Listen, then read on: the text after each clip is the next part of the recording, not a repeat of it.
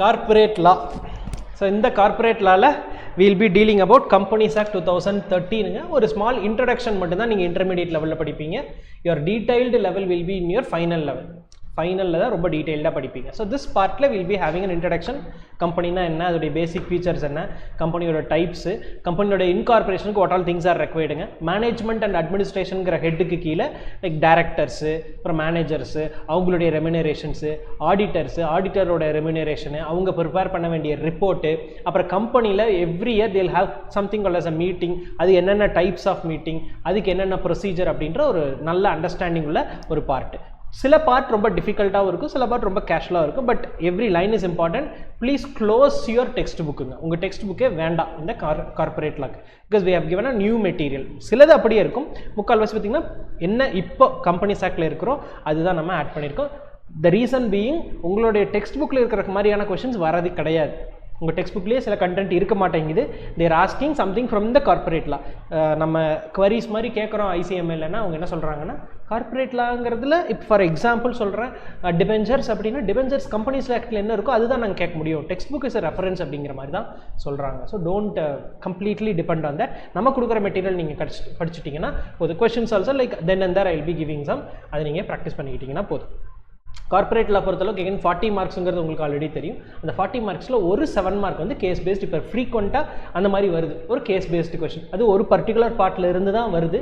அந்த பார்ட் என்னங்கிறத பார்த்து அந்த கேஸ் பேஸ்டு கொஸ்டின் அட்டன் பண்ணிக்கலாம். மித்தது எல்லாமே direct question like what is this, explain, types, அந்த மாதிரி டைரக்ட் கொஸ்டினாக தான் வந்துட்டுருக்கு. So starting with company. According to you what is a company? காலேஜில் கம்பெனின்னு என்னென்னு படிச்சிருக்கீங்க? காலேஜில் கம்பல்சரியாக இருக்குது கம்பெனிஸ் ஆக்ட், கம்பெனி லான்னு ஒரு பேப்பரே இருந்திருக்கும் மோஸ்ட்லி. அதில் கண்டிப்பாக இன்ட்ரொடக்ஷன்லேயே சில வேர்ட்ஸ் எல்லாம் சொல்லி கொடுத்துருப்பாங்க. என்ன படிச்சிங்க? கம் பானிஸ் அப்படிலாம் படிச்சிங்களா? Com means together, panis means having bread, ஒன்றா உட்காந்து சாப்பிட்டு இருந்தால் தான் கம்பெனி அப்படின்னு இருந்தது. Then people join hands together, ஒரு பிஸ்னஸ் மாதிரி ஸ்டார்ட் பண்ணாங்க. பார்ட்டர் சிஸ்டம்லாம் எக்ஸ்பிளைன் பண்ணியிருப்பாங்க. முதல்ல வந்து லைக் குட்ஸ் ஃபார் குட்ஸுங்கிற மாதிரி இருந்துச்சு. Then a common denomination was created, அது மணின்னு கொண்டு வந்தாங்க. அந்த கரன்சிக்கு the value was determine. Then they had exchanges. அதெல்லாம் படிக்கலையா?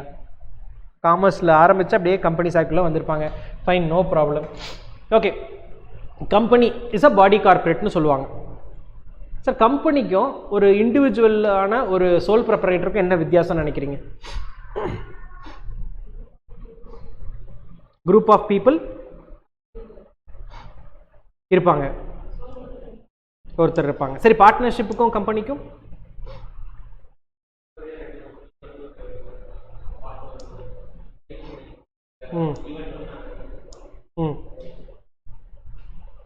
Partnership company. Okay, LLP company? LLP கேள்விப்பட்டது இல்லையோ?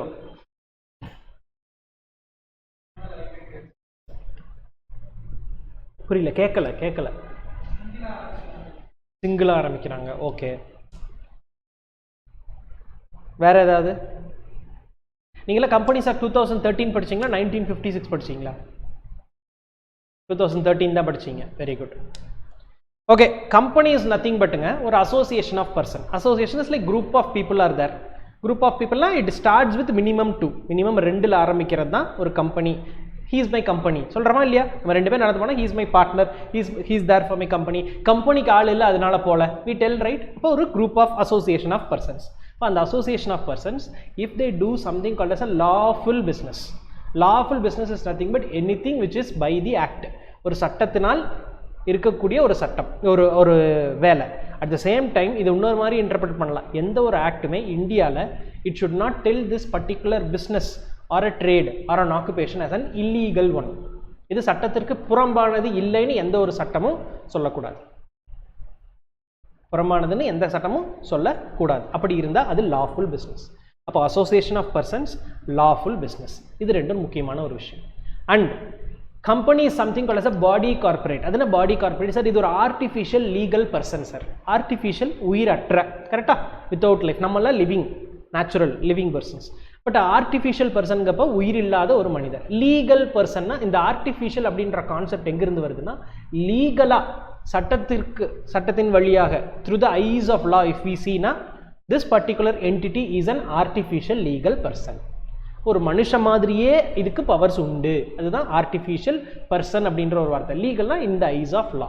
இப்போ லா மூலமாக, ஆக்ட் மூலமாக it is getting a life, அது ஆர்டிஃபிஷியல் லீகல் பர்சன். இதுதான் இதோடைய டிஸ்டிங் திங்ஸ்.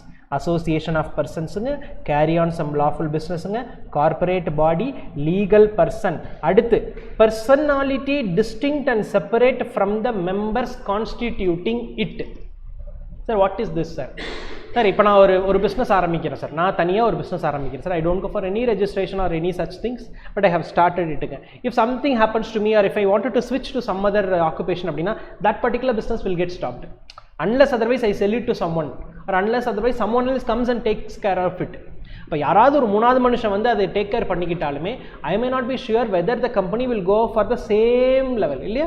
அதே மாதிரி இருக்குமாங்கிற ஒரு உறுதி இருக்காது, இல்லையா? ஸோ அதனால தான் சொல்கிறாங்க கம்பெனிங்கிறது it is distinct from its members. Sir நான் தான் சார் ஆரம்பித்து வச்ச அந்த கம்பெனியை, இருந்துட்டு போ, நீ இருக்கிறியோ இல்லையோ company will be there.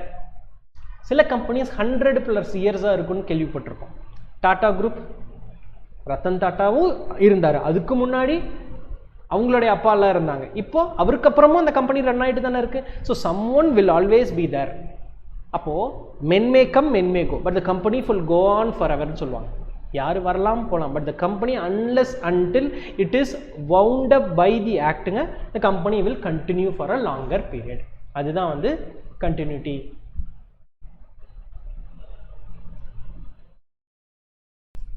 So separate legal entity அப்படின்றது company is different from its members. Whoever has incorporated the company, யாரெல்லாம் கம்பெனி ஆரம்பிச்சிருந்தாலுமே அவங்க இல்லைனாலுமே the company will continue. அது separate legal entity. And whatever is happening to the company, it will not affect the individuals who are starting, and whatever happens to the individuals, it will not have an effect in the company. Both the sides. Okay, vice versa இருக்கும். அது என்னங்கிறத நம்ம கீழே explanation இன்னும் டீட்டெயில்டாக பார்ப்போம். Characteristics அதுக்கு முன்னாடி ஒரு டெஃபினிஷன் இருக்குது. 2 clause 20. I wanted to tell you something. Section ஒன்று இருக்கு, சப்செக்ஷன் ஒன்று இருக்கு, கிளாஸ்னு ஒன்று இருக்கு, சப் கிளாஸ்னு ஒன்று இருக்கு. ரைட், இத்தனை விஷயங்கள் இருக்கு. If it is related sir, ஒரு விஷயத்துக்கும் அடுத்து சொல்ல வர்ற விஷயத்துக்கும் ரிலேட்டடாக இருந்தால் அது பேர் சப்செக்ஷன். சம்பந்தமே இல்லாமல் அடுத்தடுத்த இதில் ஒரே நம்பரில் வருதுன்னா அது பேர் class. For example, section number 2 in your Companies Act is definition part. Section number 2 தான் definition. Companies Actல நம்ம என்னென்ன வார்த்தைகள்லாம் இருக்கோ எல்லாத்தோட definition section number 2ல இருக்கும். இது எல்லாமே கம்பெனி சார்ந்த ஒன்று தான், பட் அந்த ஒரு பார்ட், அது அந்த ஒரு வார்த்தைக்கு இன்னொரு வார்த்தைக்கு பெருசாக டைரக்ட் லிங்க் இருக்காது. அதனால தான் 1 2 3 4 5 6 7 8 9 இருக்கு, அதெல்லாம் கிளாஸஸ். இதே ஃபார் எக்ஸாம்பிள் ஒரு பர்டிகுலர் டெஃபினிஷன்ல கீழே ஒரு பாயிண்டா கொடுத்தாங்கன்னா sometimes it will be subsections. கிளாஸ்னு ஒன்று சொன்னேன் இல்லையா, ரிலேட்டடா இல்லாமல். இப்போ 2 clause 20 இது. இப்போ 2 clause 20ங்கிறப்ப அந்த 20க்கு கீழே அந்த 2 clause 20க்கு அடுத்து இங்கே ஏதாவது ஒரு நம்பர் வந்துருதுன்னா அது பேர் sub class. Section, subsection, class, sub class. ஒரு லைன்ல இப்படி இருக்குன்னு வச்சுக்கோங்க, இப்படி இருக்குன்னு வைங்க, section 2 subsection 1 class A sub class 2. இது கொஞ்சம் நாள் ஆகும். எனக்குமே அப்பப்போ நானுமே சில டைம் கன்ஃபியூஸ் ஆயிடுவேன், இது கிளாஸா சப்செக்ஷனாங்கிற ஒரு கன்ஃபியூஷன் வந்துடும். கொஞ்ச நாள் ஆகும். We are not bother that much as of நோங்க, பட் தெரிஞ்சு வச்சுக்கோங்க எப்போ கிளாஸ் வரும் எப்போ சப்செக்ஷன் வரும்னா ரிலேட்டடாக இருந்தால் சப்செக்ஷன், ரிலேட்டடாக இல்லாமல் வந்தால் அது கிளாஸ். That's all. ஓகே, அது புரிஞ்சுக்கோங்க. இது 2 clause 20. Companies Act, what is the definition of a company? Company means a company incorporated under this act or under any previous company law. Under this act na, this act of 2013. இதுக்கு முன்னாடி 1956 act இருந்தது. அதுக்கு முன்னாடி பார்த்தீங்கன்னா நிறைய act இருந்தது. 1800sலேருந்து we have company acts. Okay, அதனால தான் எனி ப்ரீவியஸ் கம்பெனி லான்னு சொல்லிட்டாங்க. அப்போ 2013க்கு அப்புறம் இன்கார்பரேட் பண்ண கம்பெனி மட்டும் தான் கம்பெனியான்னு ஆயிரும் இல்லையா, அந்த சென்டர் இதோட நின்றுச்சு அப்படின்னா. Before that also, if there is a company incorporated, till now we call it as a company. So under any previous company லான்னு சொல்லிட்டாங்க. This definition is important. Just தெரிஞ்சு வச்சுக்கிட்டா போதும். Now what are the characteristics of company? Separate legal entity. நான் already சொன்ன மாதிரி separate legal person, artificial person. Shareholders ஆக இருந்தாலும் sir, I am the person who is completely owing the shares of this particular company. Let it be, இருந்துட்டு போ. But நீ வேற, அந்த company வேற. That is separate legal entity. Limited liability. நம்ம ஜென்ரலாக பார்ப்போம் ஒரு business if I am running அப்படின்னா if there is a loss for that particular business now whatever is the loss I have to bear the complete loss. ஆமாவா இல்லையா? ஒரு business 10,000 ரூபா loss ஆகிடுச்சு, 10,000 ரூபா என் தலையில் தான் விழுது. when it comes to company my liabilityங்கிறதுங்க நான் கட்ட வேண்டிய amount, that liability is limited to the amount unpaid on shares ன்னு சொல்லுவாங்க.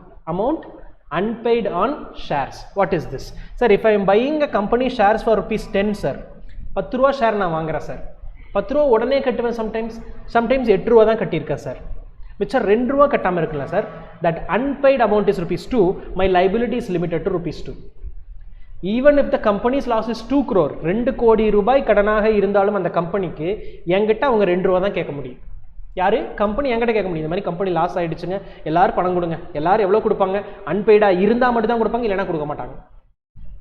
ஓகே, இது ஒரு டைப்புங்க, கம்பெனி லிமிடெட் பை ஷேர்ஸ். நம்ம பின்னாடி லிமிடெட் லைபிலிட்டி கம்பெனிஸும் தனியாக படிப்போம், அதில் நிறையா இருக்குது. லைபிலிட்டி லிமிடெட் பை கேரண்டின்னு ஒரு கம்பெனி இருக்குது. சேம் கம்பெனிஸ்லேயே liability limited by guarantee. What is this அப்படின்னா sir, company when it is incorporated I will become a share holder sir. நான் ஷேர் ஹோல்டர் ஆகும்போது I will give an assurance to the company. நான் assurance கொடுக்குற கம்பெனிட்ட sir, company winding up ஆகும்போது நான் ஒரு 2 லட்சம் கொடுக்குறேன், நான் ஒரு 3 லட்சம் கொடுக்குறேன், நான் ஒரு 1 லட்சம் கொடுக்குறேன் அப்படின்னு whatever amount I tell, that is my liability. அது வைண்டிங் அப் அப்போ மட்டும்தான். ஸோ இது company limited by guarantee. Company limited by shares, company limited by guarantee. இன்னொன்று unlimited company, similar to that whatever is the loss ஈக்குவலாக share பண்ணி எல்லார் தலையிலையும் கட்ட சொல்லிடுவோம். அது அன்லிமிடெட் லைபிலிட்டி. இது ஜஸ்ட் தெரிஞ்சு வச்சுக்கோங்க. இங்கே லிமிடெட் லைபிலிட்டிங்கிற கான்செப்டில் we have to remember the liability of company limited by shares is limited to the amount unpaid on shares. amount unpaid is this example. இந்த எக்ஸாம்பிள் ஞாபகம் வச்சுக்கோங்க. அடுத்து perpetual section. This is what I told you. men may come, men may go, but the company will go on forever. ஆரம்பிச்சு வச்சவரே இல்லாமல் போனாலும் the company will run. ஒருத்தர் ரொம்ப இன்ஸ்ட்ருமெண்டலான ஒரு பர்சன் இருந்தார், அவர் இல்லாமல் போனாலும் company will be going on. But there will be a downfall in the shares value. இப்போ ரத்தன் டாட்டா இறந்தப்போ ஷேர் கொஞ்சம் ஃப்ளக்சுவேட் ஆகும், ஏன்னா அவர் தானே அவரோட இமேஜ் தானே சொல்லுவோம். But the company will run whatever it is. அந்த கம்பெனி எப்படி சார் க்ளோஸ் பண்ணுவாங்க? Again there is a procedure established this particular companies act. Companies ஆக்டில் வைண்டிங் அப்னு சில ப்ரொசீஜர் இருக்குது, that has to B ஃபாலோடுங்க to go for closing the company. Right, இது perpetual succession அப்படின்னு. Next one is separate property sir. What is the separate property sir? இப்போ நான் இப்போ இருக்க சார், நான் சம்பாதிக்கிறேன் சார், நான் சம்பாதிச்சேன்னா என் பேரில் சொத்து வாங்கலாமா சார்? என் பேரில் கடன் வாங்கலாமா sir? Same goes with this company. A company if it is incorporated அப்படின்னா that company can buy property, can transfer shares, can take loans. அதோடைய பேரில், கம்பெனியோட பேரில். கம்பெனியோட பேரில் தான் பேங்க் அக்கௌண்ட் இருக்கும், அப்போ கம்பெனியோட பேரில் தானே லோனும் இருக்கும், கம்பெனியோட பேரில் தானே அசெட் வாங்குவாங்க. So that is possible. The company is having right to acquire, transfer properties in its own name. Next one is common seal. என்ன sir common seal? Sir rubber seal இருக்குல்ல சார், சீல் வச்சுருக்கோம்ல, நம்மளாம் pass பண்ணதுக்கப்புறம் will have a seal and above that will sign, right? அந்த மாதிரி கம்பெனிக்குன்னு ஒரு seal இருக்கும். முதல்ல இருந்துச்சு, இப்போ வந்து இட் ஹஸ் பிகம் லைக் நான் ஒரு வேணும்னா வச்சுக்கலாம், இட்ஸ் நாட் அ மேண்டேட்ரி ஒன்னுங்கிற மாதிரி கொண்டு வந்துட்டாங்க. இட் இஸ் அந்த part of the company to decide whether it will have a common seal or not. யார் வேணாலும் சீல் வச்சிடலாம்ல. Once if I see your company, இப்போ பேராட்சி தேவி லிமிடெட் அப்படின்னு ஒரு கம்பெனி வச்சிருக்காங்க, I go to her company, I see her company seal, அதே மாதிரி ஒரு சீலை நான் ரெடி பண்ணி அந்த மாதிரி நானே சீல் வச்சுட்டு எல்லாத்தையும் பண்ணிட்டு போயிட்டேன்னா, to an extent at least I can do, we can find it out, but to an extent I can do, right? Anybody can put a seal, right? அப்போ என்ன சொல்லிட்டாங்க, சீல் வேணுன்னா வச்சுக்கோங்க, இல்லைன்னா 2 டைரக்டர், அப்படி இல்லைன்னா ஒரு டைரக்டர் ஒரு சிஎஸ் அதில் சைன் பண்ணிட்டாங்கன்னா இட் இஸ் ஈக்குவலன்ட் டு சீல்னு சொல்லிட்டாங்க. எப்படி சீல் வைங்கன்னா வைங்க, வேணான்னு முடிவு பண்ணிட்டீங்களா, 2 டைரக்டர் அந்த இடத்துல கையெழுத்து போட சொல்லுங்க, இல்லைனா ஒரு டைரக்டர் ஒரு சிஎஸ்ஸை கையெழுத்து போட சொல்லுங்க. கையெழுத்து போட்டால் it is equivalent to C. இது 2015 அமெண்ட்மெண்ட்டில் கொண்டு வந்தாங்க. 2015 கம்பெனிஸ் அமெண்ட்மெண்ட் அப்படின்னு சொல்லி ஒன்று கொண்டு வந்தாங்க, அதில் சேஞ்ச் பண்ணிட்டாங்க. So these are the first 5 properties or characteristics of company. அடுத்து டிரான்ஸ்ஃபரபிலிட்டி ஆஃப் ஷேர்ஸ். இப்போ யாரெல்லாம் கம்பெனியில் ஷேர்ஸ் வாங்கியிருக்கீங்க, யாராவது இருக்கீங்களா அப்படி? ஓகே, இப்போ ஏன்னா இப்போ அதிகமான ட்ரெண்டாக போயிட்டுருக்கு ஷேரில் இன்வெஸ்ட் பண்ணுறது, எஸ்ஐபியில் இன்வெஸ்ட் பண்ணுறதுங்கிறது, it's become a trend no. Okay fine, no problem. நான் கம்பெனியில் ஷேர் வாங்கியிருக்கேன் அப்படின்னா எனக்கு I don't want that shares, I need cash in my hand, I can sell it off. So that வேல transfer of shares happens. Share transfer happens. எனக்கிட்ட இருக்கிறது இன்னொருத்தர் கொடுக்கலாம், நான் கம்பெனிட்ட கேட்கணுன்ற அவசியம் கிடையாது. But if it's a partnership அப்படின்னா I have to check with the concerned of all the partners. எல்லா பார்ட்னர்ஸ் கிட்ட ஒப்புதல் வாங்கிட்டு அதுக்கப்புறம் தான் I can transfer my shares to someone else. இங்கே அப்படி கிடையாது, எனக்கு வேண்டாம்னா கொடுத்துடலாம். But the exception is for private company. Private கம்பெனிக்கு ஒரு எக்ஸப்ஷன் இருக்குது, என்னங்கிறத நம்ம பின்னாடி டீட்டெயில்டாக படிப்போம். ப்ரைவேட் கம்பெனி படிக்கும்போது like what is the exception, they have a restriction sir. Transfer பண்ணலாம் sir, it is a restricted sir. அப்புறம் 2 வார்த்தை படிப்போம். ரெஸ்ட்ரிக்ஷன் ஒன்று பார்ப்போம், ப்ரொஹிபிஷன் ஒரு வார்த்தை பார்ப்போம். ரெஸ்ட்ரிக்ஷன்னா ஒரு தடை, ப்ரொஹிபிஷன் அப்படின்னா கண்டிப்பாக பண்ணவே முடியாது. You cannot breach it, you are prohibited to enter. Yes, நான் உள்ளே போக முடியாது. Your entry is restricted. அப்போ சிலர் உள்ள வரலாம், எல்லாரும் உள்ள வர முடியாது. கரெக்டாக? சில இடங்களில் என்ட்ரி இஸ் ப்ரொஹிபிட்டட்னு இருக்கும், சில இடத்துல என்ட்ரி இஸ் ரெஸ்ட்ரிக்டட்னு இருக்கும். கரெக்டுங்களா? ரெஸ்ட்ரிக்டட்னா தடை இருக்குது, கேட்டுட்டு பர்மிஷன் வாங்கிட்டு யாரை விடுறமோ அவங்க மட்டும் வர முடியும். ப்ரொஹிபிட்டட்னா எவனுமே உள்ள வரக்கூடாது. அந்த கான்செப்ட்லாம் போய் பார்ப்போம். Next is capacity to sue and be sued. What is sue? sue or suit, case போடுறது சார். கம்பெனி இஃப் இட் இஸ் இன்கார்பரேட்டட்னா டு sue அப்படின்னா கம்பெனி யார் மேலேயும் கேஸ் போடலாம். டு பி sued அப்படின்னா கம்பெனி மேலே யார் வேணாலும் கேஸ் போடலாம். Because it is an artificial legal person, it has separate entity அப்படின்றதுனால third person can also put a case on the company's name, company can also put a case on the third person. அதனால தானே நம்ம அத்தனை case studies பார்க்குறோம். எல்லாத்துலேயும் கம்பெனியோட பேர் தான் இருக்கும். Versus union of India, versus some other petitioner will be there, petitioner or the respondent will be there, whatever it is, but கம்பெனியோட பேர் அதனால தான் இருக்கும். இது புரிஞ்சுதுங்களா? இது ஒரு கான்செப்ட். இப்போது நம்ம என்ன அல்டிமேட்டாக என்ன புரிஞ்சு வச்சுருக்கோம், கம்பெனிங்கிறத ஆரம்பிச்சிட்டோம்னா ஆரம்பித்தவனே வேற ஒரு பர்சனாக டீல் பண்ணும், கம்பெனி இஸ் டிஃப்ரெண்ட் அப்படின்னு டீல் பண்ணும். அப்போ நான் என்ன பண்ணுறேன், உங்கள் பேர் மறந்துட்டேன் தம்பி, தனுஷ். நானும் தனுஷும் ஒரு கம்பெனி ஆரம்பிக்கிறோம், ஒரு ப்ரைவேட் கம்பெனி ஆரம்பிக்கிறோம். நாங்கள் 2 பேரும் ஆரம்பிச்சு எங்களோட பிளானே ஃப்ராடுத்தனம் பண்ணுறது தான். Okay, complete fraudulent activity is our aim. We are doing all these things, but everything is done in the name of the company. I'm just telling, நான் தான் சொல்கிறேன், அவருக்கு ஐடியா கொடுக்குறேன். இங்கே பாரு, கம்பெனி வந்து செப்பரேட் லீகல் என்டிட்டி, நம்ம எல்லாம் பண்ணிட்டு கம்பெனி மேலே பழியப்பட்டு நம்மளுக்கு இதுக்கு சம்மந்தம் இல்லைன்னு போயிடலாங்கிறோம்.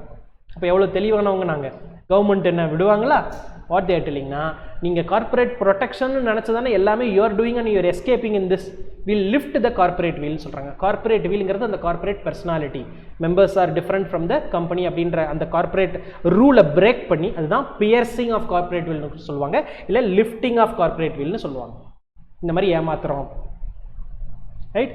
அப்புறம் வேணும்னு இப்போ நிறைய என்ன பண்ணுவாங்கன்னா, சார் நம்ம கம்பெனி, நம்ம எல்லாருமே இப்போ எல்லாருமே எடுத்துப்போம், எல்லாருமே we are having a private limited company, okay, we are running a company, whatever profit comes to the company, no, what I am doing அப்படின்னா, again I am going and investing in some other company only for tax evasion. Profit வந்தால் தானே tax கட்டணும். அந்த ப்ராஃபிட்டே வராத மாதிரி அந்த பணத்தை கொண்டு போய் வேற ஒரு கம்பெனியில் போடுறேன். ஆனால் அந்த கம்பெனியோட வேலை என்ன, ஒன்றுமே கிடையாது, சும்மா பேர் மட்டும் தான் இருக்குது அந்த கம்பெனிக்கு. But this money is put in that company to avoid tax. இது டேக்ஸ் எவேஷன் அப்படின்னு சொல்லுவாங்க. அந்த மாதிரி ஏதாவது நீங்கள் கம்பெனி பண்ணிங்கனாலும் கார்பரேட் வீலை லிஃப்ட் பண்ணிடுவாங்க. So what is lifting of corporate வீலுங்க? Whenever corporate identity of a company is misused, தவறான வழியில் நீங்கள் இந்த கம்பெனியோட இதை யூஸ் பண்ணிக்கிறீங்க, கம்பெனி பேரை வச்சுட்டு எல்லாமே நீங்கள் பண்ணிட்டீங்கன்னா எப்படி நீங்கள் தப்பிக்க முடியும்? கம்பெனிக்கு என்ன வாய் இருக்கா, இல்லை கை இருக்கா, தானாக ஏதாவது பண்ணிக்கிறதுக்கு? No, someone has to do that behind it, right? So that time we lift the corporate wheelங்க. யாரெல்லாம் இருக்காங்களோ அவங்களையும் தூக்கி உள்ள பிடிச்சி போட்டுருவோம். அதுதான் lifting of corporate veil. The separate personality of the company is a statutory privilege. What is statutory? Statutory is nothing but law. அது ஸ்டாட்யூட்னு கூட அப்பப்போ சொல்லுவோம். இட்ஸ் அ லா ப்ரிவிலேஜ், ஒரு சட்டத்தினால் கொடுக்கப்பட்ட ஒரு பாதுகாப்பு. And it must be used for legitimate business. Any idea what is legitimate? Lawful business, சரியான வேலைக்கு தான் பண்ண முடியும். வேர் a fraudulent or a dishonest use is made of the legal entity, the individuals concerned will not be allowed to take shelter behind the corporate personality. The court will break through the corporate shell and apply the principle or doctrine of what is called lifting off or piercing the corporate wheel. The court will look behind the corporate entity and take action though no entity separates from its members existed, and make the members or the controlling person liable for the debts and obligations of the company. So அந்த lift பண்ணிட்டு நீங்கள் தான் பொறுப்புங்கிற மாதிரி அந்த individual கிட்ட கொண்டு வராங்க. Practically speaking, it is not possible. Correctly, separate legal entity, corporate personality, we cannot question the individuals. Company has its own rights, responsibilities, obligations. But if fraudulent things happens, dishonest thing happens, that corporate will is lifted again, and the person who is controlling or the person who are the persons in charge of that, they will be liable for everything. என்னென்ன சர்க்கம்ஸ்டான்சஸ்லன்னு பாருங்க. இதில் ஒரு case study இருக்கும், நல்லா இருக்கும் அந்த case study எல்லாம். Protection of revenue, நான் சொன்னேன் இல்லையா, டேக்ஸ் எவேஷன். கம்பெனி இருக்குது, அந்த கம்பெனி ப்ராஃபிட் ஏர்ன் பண்ணுது. ப்ராஃபிட் ஏர்ன் பண்ணால் I have to pay corporate tax slab la I have to pay tax nga. But that particular income whatever I earn na, it is put it in some other company nga, that company is using that amount again நான் தான் use பண்ணிக்குவேன். எப்படி? ஏன்னா அந்த கம்பெனியில் நான் தானே owner. நம்ம 5 பேர் இருக்கிறோம், 5 பேர் இங்கே ஒரு கம்பெனி வச்சிருக்கிறோம், இந்த கம்பெனி நல்லா ஓடுது, நம்மளுக்கு டாக்ஸ் கட்ட விருப்பம் இல்லை, அப்போ நம்மளே சேர்ந்து இன்னொரு கம்பெனி அங்கே ஒருத்தர் ஆன் பண்ணுறோம். ஏன்னா நம்மளோட ஃபேமிலி மெம்பர்ஸ் வச்சு இன்னொரு கம்பெனி வி ஆர் ஸ்டார்டிங். இங்கே வர பணத்தையெல்லாம் அந்த கம்பெனியில் நான் இன்வெஸ்ட்மெண்ட்டுங்கிற பேரில் எனக்கு அக்கௌண்ட்ஸ் எழுதிடுறேன். அப்போ ப்ராஃபிட் கம்மியாயிரும், டாக்ஸ் கம்மியாயிரும். This is tax evasion. உண்மையாகவே அங்கே ஒரு கம்பெனி நீ நல்லா ரன் பண்ணி that is also earning profit, you are paying டாக்ஸ்னா it is different, that is fine. But the concept here is அந்த கம்பெனி சும்மா இருக்குது, ஷெல் கம்பெனிஸ்னு சொல்லுவாங்க, சும்மா ஆரம்பித்து வச்சுருப்பாங்க, ஒரு டிரான்சாக்ஷன் இருக்காது, சும்மா பேருக்கு ஒரு கம்பெனின்னு இருக்கும். ஸோ அந்த மாதிரி இருந்தால் tax evasion, that time corporate will be lifted. அப்போ இங்கே என்ன இன்கம் எல்லாம் வந்திருக்கு நீ அங்கெல்லாம் போட்டிருக்கியோ அந்த கம்பெனி யார் பேரில் இருக்கும்போது அவனுக்கும் உனக்கு எல்லாத்துக்கும் chapter close. Next, determination of enemy character of the company. Company cannot be an enemy or a friend, இல்லையா, artificial person. But war times they will find out like who is behind that particular company. For example, a person is from Pakistan, they have started a business in India by starting a company. Okay, something or the other, sometimes direct allame indirect they are having control nga India la or company ஆரம்பிச்சு வச்சிருக்காங்க. War time la we cannot have a trade or any connection with the enemy country, correctங்களா? அப்போ I lift the corporate veil and find out who is the person behind it. அப்படி பாகிஸ்தானிஸாக இருந்தாங்கன்னா ஐ close it. இதுக்கு ஒரு case study இருக்குது, Daimler company limited versus Continental tyre and rubber company limited. Daimler company limited versus Continental tyre and rubber company limited. இப்போ உங்களுக்கு தான் ஒரு டாஸ்க். என்ன டாஸ்க்னா, ஃபோன் எடுங்க, you can watch it in YouTube or you can read it in Google, whatever it is, இல்லை chat ஜிபிடியில் போட்டாலும் சரி. Tell me what is the crux of this particular case study. Daimler company limited versus Continental tyre and rubber company limited. சொல்லுங்கள். Example எல்லாம் நமக்கு இது வராது, but just ஒரு நாலேஜ்க்காக சொல்லுங்கள். What is that case study? Daimler company என்ன company? England company. Continental tyre and rubber company German. All but ஒன்னு ஒரு வார்த்தை இருந்திருக்கும் படிச்சிருந்தீங்கன்னா. All but one of the share holders and directors were residents of German அப்படின்னு. Secretary மட்டும் English ரிட்டனாக இருந்திருப்பார். வார் வந்திருக்கு, ஃபர்ஸ்ட் வேர்ல்டு வார் வந்த உடனே இவங்க எப்படி அவங்களுக்கு பேமெண்ட் பண்ணலாம் அப்படின்ற மாதிரி பார்க்கும்போது, எப்படி சார் பேமெண்ட் பண்ணுவீங்க, அது எனிமி கம்பெனி. ஃபஸ்ட்டு கொடுத்த ஜட்மெண்ட் அதெல்லாம் ஒன்றும் பிரச்சனை இல்லை கொடுங்கன்னு இருப்பாங்க, அடுத்த மறுபடியும் ரிவர்ஸ் பண்ணுவாங்க அந்த ஜட்மெண்ட்டை. அப்படி கொடுத்தோன்னா payment will be like to an enemy company அப்படின்ற மாதிரி கொடுத்துருப்பாங்க. So that time we can lift the corporate veil and see. Right, இது ஒரு ஃபேமஸ் கேஸ் ஸ்டடி. அடுத்து ப்ரிவென்ஷன் ஆஃப் ஃப்ராட். ஆல்ரெடி நான் சொன்ன மாதிரி இந்த கமிட்டிங் ஃப்ராட் அப்படின்னா they lift the corporate wheel and find out who is the person behind it. அது வந்து ஜோன்ஸ் வெர்சஸ் லிப்மேன் அப்படின்ற ஒரு கேஸ் ஸ்டடியில் இருக்கும். ப்ரொடெக்ஷன் ஆஃப் பப்ளிக் பாலிசி அப்படின்னு. What is this protection of public policy? Sir anything which is not good for the public sir. Public ரிலேட்டடாக இருக்கக்கூடிய ஏதாவது அஃபென்சிவ் திங்ஸ் பண்ணால் அதெல்லாமே ப்ரொடெக்டிங் த பப்ளிக் பாலிசி அப்படின்ற கான்செப்டில் வரும். அப்படி இருந்தாலுமே if it is against that அப்படின்னா கார்பரேட் வில் பி லிஃப்டட். அடுத்து mere sham and cloak. What is mere sham and cloak? சும்மா பேருக்கு சார், நான் சொன்னேன் இல்லையா ஷெல் கம்பெனிஸ்னா அது மாதிரி சும்மா பேருக்கு இருக்கும். அந்த கம்பெனி பெரிய டிரான்சாக்ஷன்ஸ்லாம் இருக்காது, ஆனால் பேக்ரவுண்டில் they will be doing something illegalities or ஒரு இம்ப்ராப்பர் கான்டாக்ட் இருக்கிற மாதிரி ஒர்க் பண்ணுவாங்க. Mere sham and was really a ploy used for committing illegalities and to defraud people. And the time they lift the corporate wheel. Next, where a company acts as an agent of the shareholders. What is agent of the shareholders? எனக்கு இங்கே பணம் வேண்டாம், அந்த கம்பெனியில் பணம் வேணும்.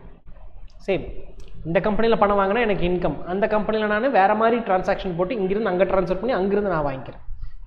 Again, it is an agent of the shareholders. Direct I am not getting. Direct if I am getting, it is an income for me. I have to pay income tax. I am supposed to pay, right? இப்போ அந்த மாதிரி இல்லாமல் இன்டைரக்டாக வாங்குறது. If there is an arrangement between the shareholders and the company to the effect that the company will act as an agent of the shareholders for the purpose of carrying on the business is essentially of that of the shareholders and will have unlimited liability. அப்போ unlimited liability வந்துடும். அப்போ என்னது, limited லைபிலிட்டியை lift பண்ணால் தானே unlimited liability வரும். So this time also we can lift the corporate veil. Avoiding welfare legislation. Sir profit வந்தால் dividend கொடுக்கணும் and we are suppose to pay something related to welfare of the staffs. But I will be stating that there is no money in the office. Simply telling, என்னோட கம்பெனியில் வர பணத்தை எல்லாம் வேற எங்காவது நான் இன்வெஸ்ட் பண்ணிடுவேன். உங்களுக்கு நான் சொல்ல மாட்டேன், பட் மணி வர்ற மணியெல்லாம் அங்கே இன்வெஸ்ட் பண்ணிடுவேன். Because if the money is here அப்படின்னா I am suppose to pay டிவிடெண்டுங்க, I am suppose to pay so many compliances.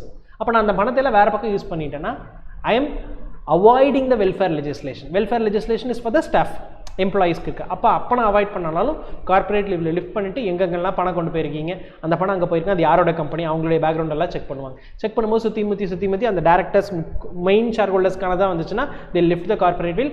அங்கே என்ன பணம் போச்சோ அதுதான் ப்ராஃபிட்னு சொல்லிட்டு இங்கே எல்லாத்துக்கும் ஷேர் பண்ணி கொடுங்கன்னு சொல்லிடுவாங்க. Next, to punish the contempt of court. What is contempt of court? Disobeying the court order. Company நாளைக்கு இங்கே வரணும். The judgment is the company should be present here in person. Company வர முடியுமா? வர முடியாது. The directors or the secretaries whoever is responsible, they have to come. வரலையா corporate veil lift பண்ணு, தூக்கிட்டு வா டேரக்டர் அப்படின்ட்டுருவாங்க. அவ்வளோதான் லாஜிக். அதுதான் கம்பெனி தானே சொன்னாங்க, நான் எதுக்கு வரணும் டேரக்டர் சொல்ல முடியாது. You are the person who is taking care of the company, right? So நீ வரணும். வரலைன்னா lift the corporate veil, you will be punished. அது கண்டெம்ப்ட் ஆஃப் கோர்ட். இது இந்த சினாரியோஸில் எல்லாத்துலேயுமே corporate will be lifted or பியர்ஸ்டுன்னு கூட சொல்லுவாங்க. பியர்சிங் ஆஃப் கார்பரேட் வில்னு சொல்லுவாங்க.